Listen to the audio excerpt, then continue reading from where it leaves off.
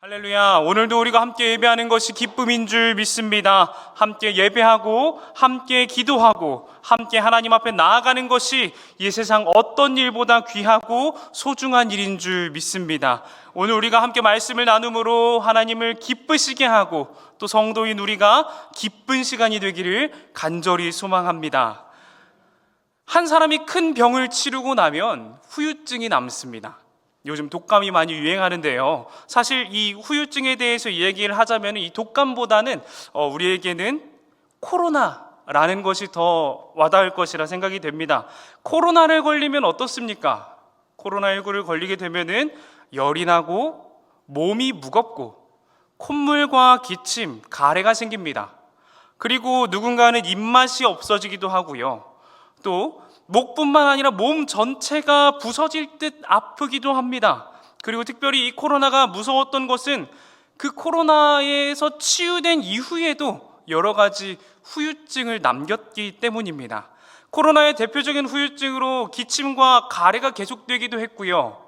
피로감이 느껴지기도 했고요. 인후통이 계속되기도 했고요. 미각을 잃거나 후각을 잃는 경우도 있었습니다. 다행히 대부분이 일시적인 현상이기는 했지만 여전히 미각과 후각이 둔해졌다고 말하시는 분들도 계신 것 같습니다. 그런데 사실 이런 육체적인 후유증보다 우리에게 더 심각하게 다가오는 후유증이 있습니다.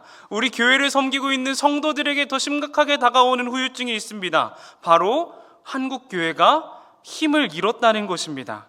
한국교회에 대해서 코로나 이전에도 전성기가 끝났다라는 평가가 있기는 했지만 코로나를 기점으로 해서 거의 절벽에서 떨어지듯이 그 신뢰도나 이미지가 떨어지고 말았습니다. 참 마음 아픈 일이죠. 참 어려운 일입니다. 이렇듯 한 개인 혹은 한 공동체는 어떤 사건으로 인해 어려움을 겪은 이후에 후유증을 겪고는 합니다. 우리 개인에게도 후유증이 있을 것이고 지금 우리 성도님들이 속한 공동체 안에서도 후유증이 있을 것입니다. 그 후유증이 여전히 우리를 괴롭히고 있을 수도 있고 아니면은 이제는 이뤄내고 훌훌 털고 일어나실 수도 있습니다. 오늘 이렇게 후유증에 대해서 길게 이야기를 하며 말씀을 시작하는 이유는요, 오늘 말씀이 이 초대교회가 후유증을 어떻게 이겨냈는지에 대해서 기록하고 있기 때문입니다. 오늘 우리가 함께 이 초대교회의 이야기가, 이 초대교회가 어떻게 어려움을 이겨냈고 어떤 어려움을 겪었고 어떻게 이겨냈는지 함께 나누며 우리 인생에 있는 후유증을 우리가 어떻게 이겨나갈 것인지 그 해답을 찾는 시간이 되기를 간절히 소망합니다. 오늘 본문의 시작을 보면은 제자들의 모습으로 시작하게 됩니다. 제자들은 감람산에서부터 예루살렘으로 돌아오고 있습니다. 사도행전은 사실 누가복음의 후속편이라고 볼 수 있습니다. 시즌2 느낌의 책인 것이죠. 그렇게 누가복음과 자연스럽게 이야기가 이어집니다. 누가복음의 24장의 배경을 조금 살펴본다면 오늘 사도행전 1장의 배경에 대해서 조금 쉽게 이해할 수 있을 것 같습니다. 누가복음 24장은 예수님의 승천에 대해서 이야기를 하고 있습니다. 50절을 보면은 이렇게 기록합니다. 누가복음 24장 50절인데요. 우리 함께 읽겠습니다. 시작. 예수께서 그들을 데리고 베다니 앞까지 나가사 손을 들어 그들에게 축복하시더니 아멘. 여기서 베단이라는 지명이 나타납니다. 베단이라는 이름을 가진 지역은 성경에서 두 곳이 나타나는데요. 하나는 예수님이 세례를 받으셨던 요단강 건너편에 있던 베다니가 있고요. 또 하나는 오늘 예루살렘 동편 3km 지점에 있었던 감람산 초입에 있었던 베다니가 있습니다. 그런데 오늘 사도행전 1장에서 드러나는 베다니는 아마 예루살렘 동편 3km 지점에 있었던 베다니로 보여집니다. 베다니는 3km 지점에 있었는데요. 이곳에서는 정말 다양한 사건과 기적들이 일어났습니다. 이 베단이라는 곳이 나사로와 마르다 그리고 마리아를 아시나요? 그 세 남매가 살았던 집이 거기 있습니다. 그리고 나병 환자 시몬의 집 역시도 이곳에 있었습니다. 이 베단이라는 이름의 의미가 가난한 자의 집 혹은 푸른 과일의 집 혹은 덜 익은 무화과 나무의 집 또는 번뇌하는 자의 집이라고도 해석이 가능한데요. 이런 의미들을 가지고 있는데 이 이름에서 알 수 있듯이 베다니는 어떤 사람들이 살았던 지역입니까? 가난하고 연약한 사람들이 살았던 지역이었습니다. 우리가 상상하기에 감람산 기슭에, 감람산이 그렇게 높은 산은 아닌데요, 감람산 기슭에 있었던 달동네다라고 생각하면 이해하기가 편할 것 같습니다. 그런데 그 작은 달동네가, 그 작은 동네가 가난한 사람으로 가득했던 그 지역이 예수님이 자주 찾아가셨던 지역이었고 그곳에서 많은 기적을 베푼 지역이기도 했습니다. 그리고 가장 놀라운 것은요, 이렇게 가난한 사람들이 살았던 지역, 부족하고 연약한 사람들이 살아가던 이곳에서 예수님께서 승천하셨다는 겁니다. 그곳이 예수님의 승천하셨던 자리였다는 겁니다. 예수님은 제자들이 모여있는 상황에 그들이 보는 앞에서 승천하셨고 누가복음 24장 52절을 보면은 그들은 큰 기쁨으로 예루살렘에 돌아가게 됩니다. 그들이 예루살렘에서 3km 떨어진 감람산에서 예루살렘으로 돌아오게 되는데 이 3km 떨어진 베다니라고 말을 하는 이유가 여기 성경을 보면은 안식일에 가기 알맞은 길이다 라고 기록했기 때문에 그렇습니다. 안식일에는 길게 걸을 수 없었는데 그 거리에 알맞은 길이다 라고 말하는 것을 보면은 이 베다니가 예루살렘 동편 3km 지점에 있었던 베다니였음을 우리가 알 수 있습니다. 이는 예수님의 승천이 많은 사람들이 모여 살았던 예루살렘과 그렇게 멀리 떨어지지 않은 곳에서 일어난 사건이었다는 것을 우리에게 보여줍니다. 이렇게 이야기는 오늘 본문의 이야기로 이어지게 됩니다. 누가복음 24장에서 사도행전 1장으로 이어지게 되는데요. 그런데 이 초대교회 공동체, 이 무리에게는 여전히 문제가 있었습니다. 우리가 여러 가지 문제를 생각해 볼 수 있습니다. 어떤 문제가 있었을까요? 첫 번째로는 방금 이들이 경험했던 그 사건이 제일 큰 문제입니다. 기쁨으로 돌아오는 결과를 맞이했던 그 사건이 가장 큰 문제예요. 어떤 문제입니까? 이들에게 이제 예수님이 함께하지 않으신다는 겁니다. 이들에게 이제 예수님이 함께하지 않으십니다. 예수님은 이들을 이끌어갔던 리더였고 선생님이었고 구원자였습니다. 메시아였습니다. 그런데 그런 예수님이 이제 이들의 눈에 보이지 않습니다. 보이지 않아요. 예수님은 이제 이들과 육신으로 함께하지 않으십니다.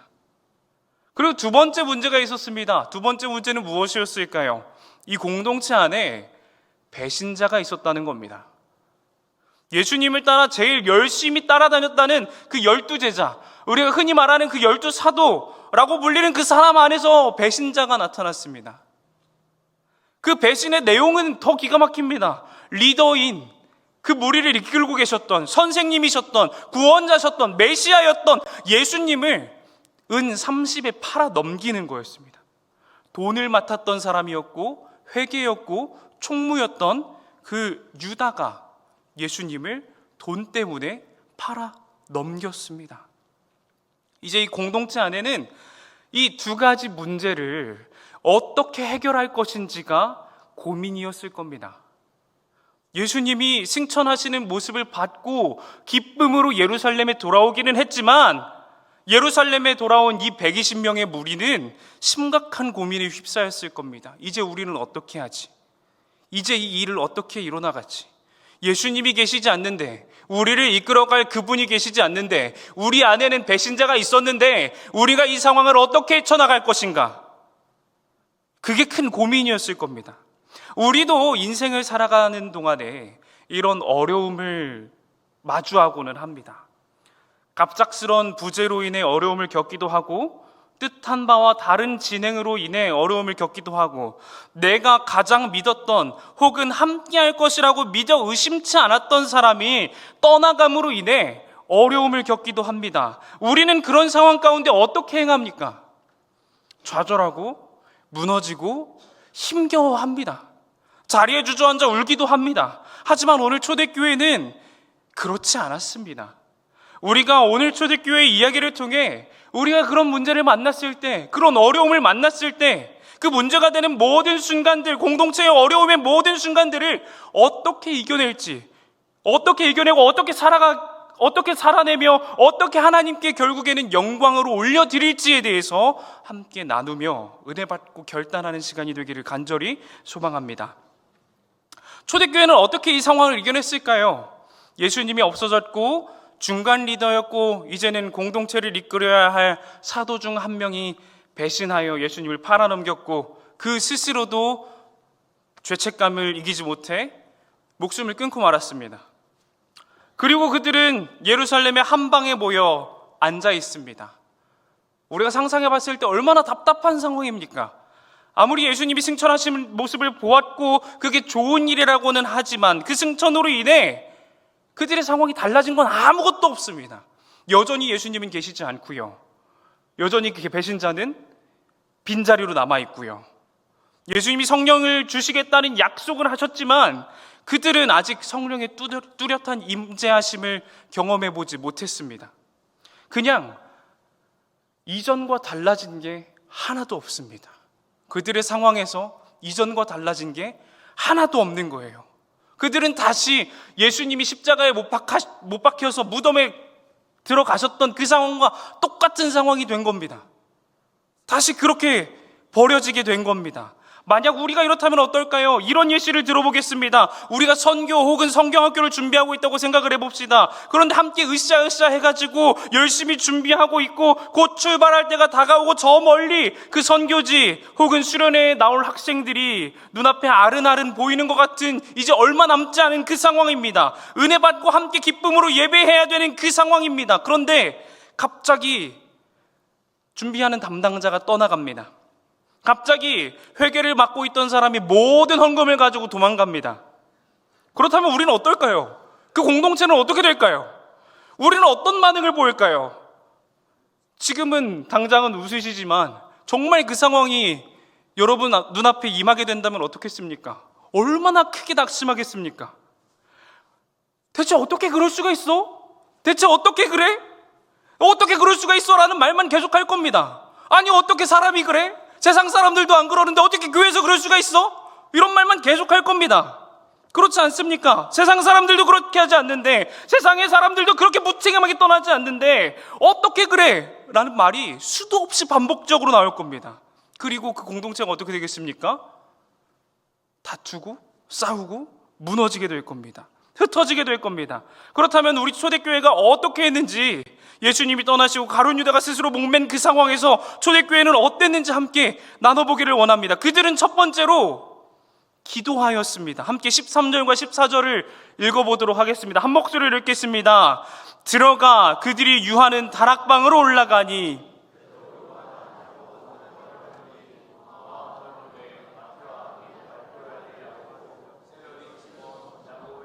유다가 다 거기 있어 여자들과 예수의 어머니 마리아와 예수의 아우들과 더불어 마음을 같이하여 오로지 기도에 힘쓰더라. 아멘. 베다니를 떠나 예루살렘에 들어온 그들은 곧장 다락방으로 향했고 그곳에는 흔히 사도라고 불리는 사람들과 예수님을 따르는 사람들 총 120명 정도가 모여 있었습니다. 그리고 그들은 그곳에서 한 마음으로 힘써 기도했습니다. 이들이 얼마나 오랫동안 기도했는지에 대해서는 기록하고 있지 않습니다. 그저 이들이 마음을 같이하여 기도하였다라고 기록을 하고 있습니다.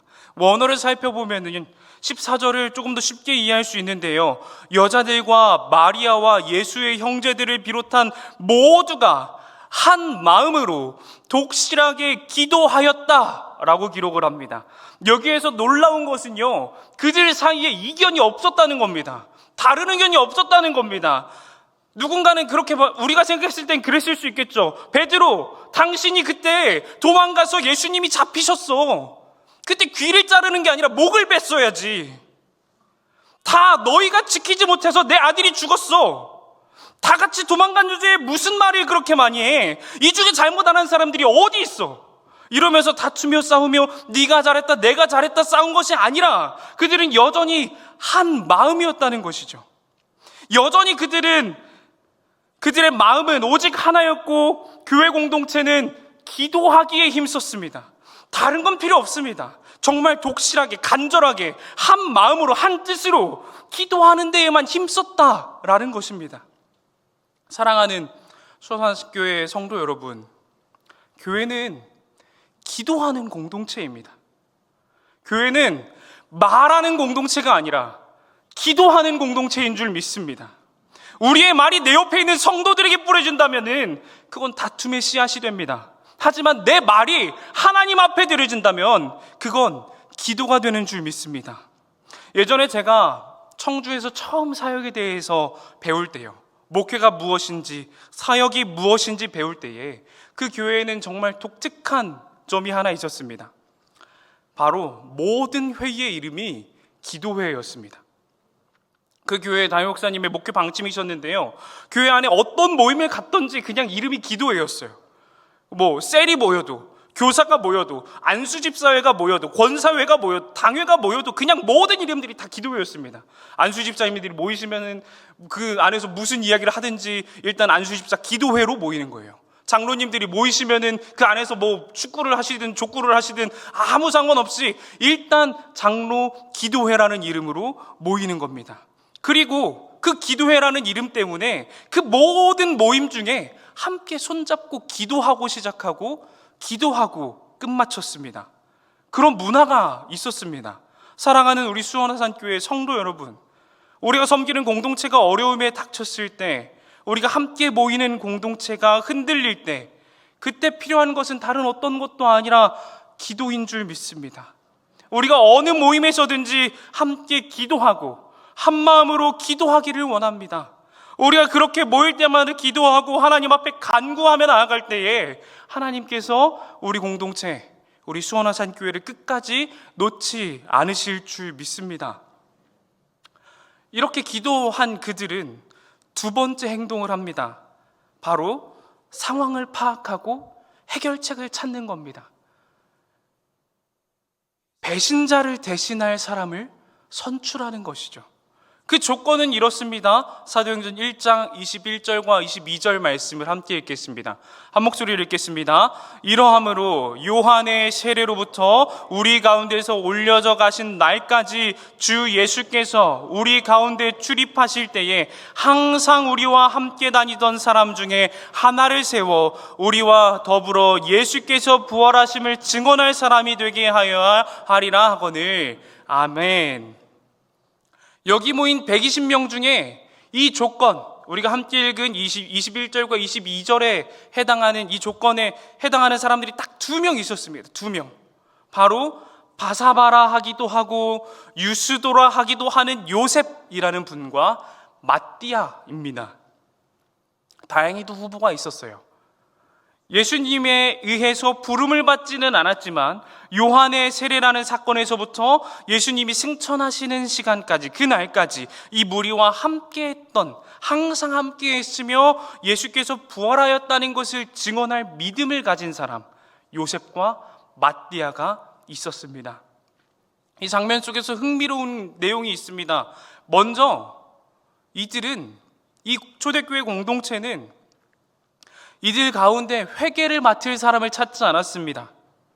가룟 유다는 이 무리 중에서 회개를 맡고 있었고 돈 관리를 하는 사람이었습니다. 그렇다면 우리는 어떻습니까? 그 빈자리가 생겼으니까 당연히 그걸 맡을 사람을 채워야 되지 않겠습니까? 그런데 이 초대교회 공동체는 그런 사람이 아니라, 그런 역할을 감당할 사람이 아니라 오직 예수 그리스도의 증인이 될 사람을 찾습니다.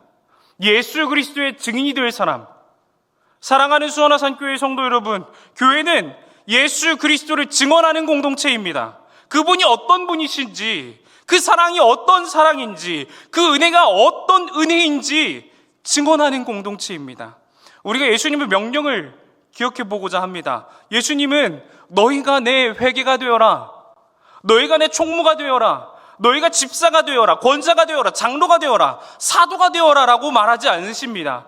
8절을 함께 읽어보겠습니다. 사도행전 1장 8절 말씀입니다. 함께 읽겠습니다. 오직 성령이 너희에게 임하시면 너희가 권능을 받고 예루살렘과 온 유대와 사마리아와 땅끝까지 이르러 내 증인이 되리라 하시니라. 아멘. 증인이 되는 것이 우리의 의무입니다. 돈을 많이 벌어서 하나님께 영광을 돌린다? 공부를 잘해서 하나님께 영광을 돌린다? 모든 예배에 참석해서 하나님께 영광을 돌린다? 그 모든 일이 복되고 값진 일이기는 합니다. 하지만 삶에서 증인이 되는 의무를 다하지 못한다면은 그 모든 일은 아무 의미가 없습니다. 초대교회가 그 어려운 상황에서 방법을 찾은 것은 증인이 될 사람을 찾는 것입니다. 사랑하는 우리 수원화산교회 성도 여러분, 증인이 되시기 바랍니다. 복음을 품고 세상에서 살아내며 다른 삶을 보여주는 증인이 되시기를 간절히 소망하고 또 소망합니다.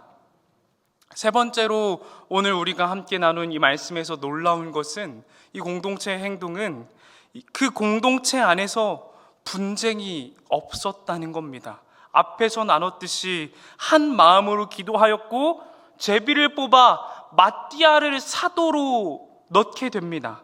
26절을 함께 읽어보겠습니다. 26절 함께 읽겠습니다. 제비를 뽑아 마띠아를 얻으니 그가 11사도의 수에 들어가니라. 아멘. 그런데 이 장면에서 아주 흥미로운 것은 그 결정에 반대하는 사람이 한 명도 없었다는 겁니다. 엄청나게 부드럽게, 엄청나게 평탄하게 지나가는 모습을 보여줍니다. 자, 제비 뽑았으니까 우리 오늘부터 마띠아가 사도입니다. 땅땅땅 하고 넘어가는데 그 어느 누구도 손을 들면서 이의 있습니다 라고 말하지 않습니다.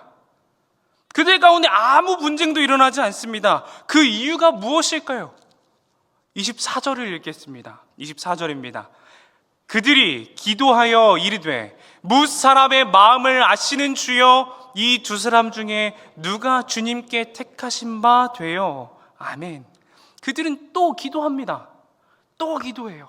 초대교회 공동체는 또 기도합니다. 기도함으로 이 두 사람이 사도의 후보로 오르기에 합당함을 알았고, 기도함으로 그 두 사람 중 마띠아가 사도가 되기에 더 합당함을 알았습니다.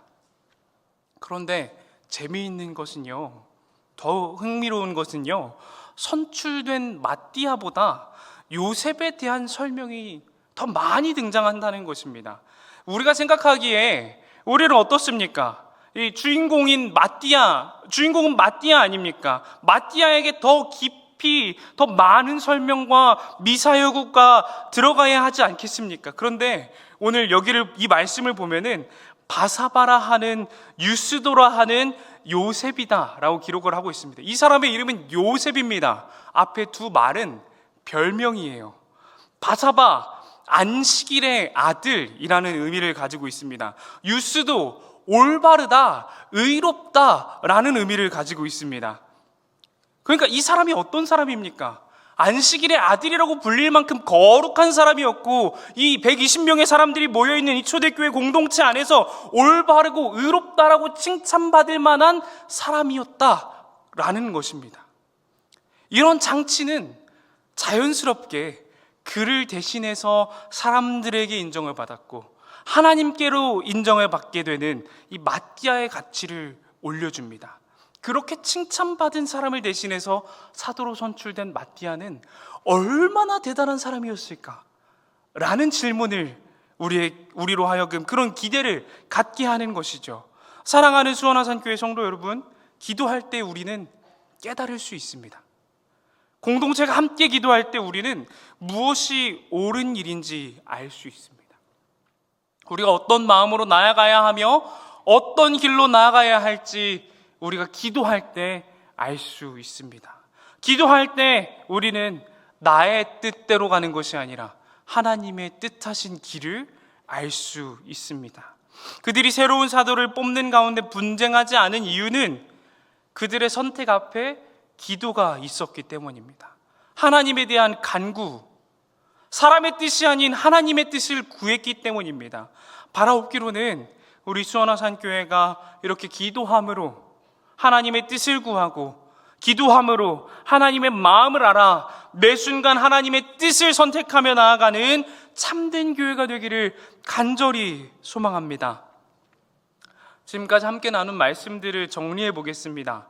초대교회는 예수님의 부재와 배신자의 죽음이라는 어려움 앞에 하나 되어 기도했고, 그를 대신할 새로운 증인을 찾아 세움으로 문제를 해결했고, 그 문제를 해결하는 과정 가운데 아무 분쟁 없이, 어떤 분쟁도 없이 그 문제를 해결함으로 인해서 그 공동체가 더 단단한 공동체로 성장하게 되었습니다.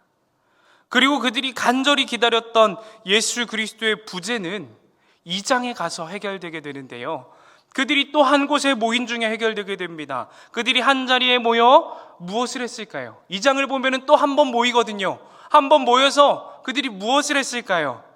모든 상황에서 기도하는 것을 보면은 그들은 분명 기도했을 겁니다. 그들이 기도하는 중에 누가 오십니까? 성령님이 임하게 되죠. 성령님은 예수님이 보내신 새로운 보혜사로 그들에게 할 말을 주셨고, 그들은 그 말을 성실하게 해냈습니다. 우리는 이 장면에서 기도해야 함을 배웁니다. 그런데 이 기도는 내 뜻대로 하는 기도가 아니라 하나님의 뜻을 구하는 기도입니다. 선거를 앞두고 초대교회는 요셉이 되게 해주세요, 마띠아가 되게 해주세요 라고 기도하지 않았습니다. 그들은 주님, 누가 옳습니까? 주님이 보시기에 누가 옳습니까? 라는 기도를 드렸습니다. 우리 기도의 목적은 내 뜻을 이루는 것이 아닙니다. 기도는 주님의 뜻을 구하는 것입니다. 사랑하는 수원화산교회 성도 여러분, 우리는 무엇을 해야 합니까? 우리는 우리의 공동체의 어려움을 보고 그럼 이제 무엇을 해야 할까요? 우리는 기도해야 합니다. 하나님의 뜻을 구해야 합니다. 그리고 하나님의 주신 뜻에 따라 행동해야 합니다. 우리 교회가 그런 교회 되기를 소망합니다.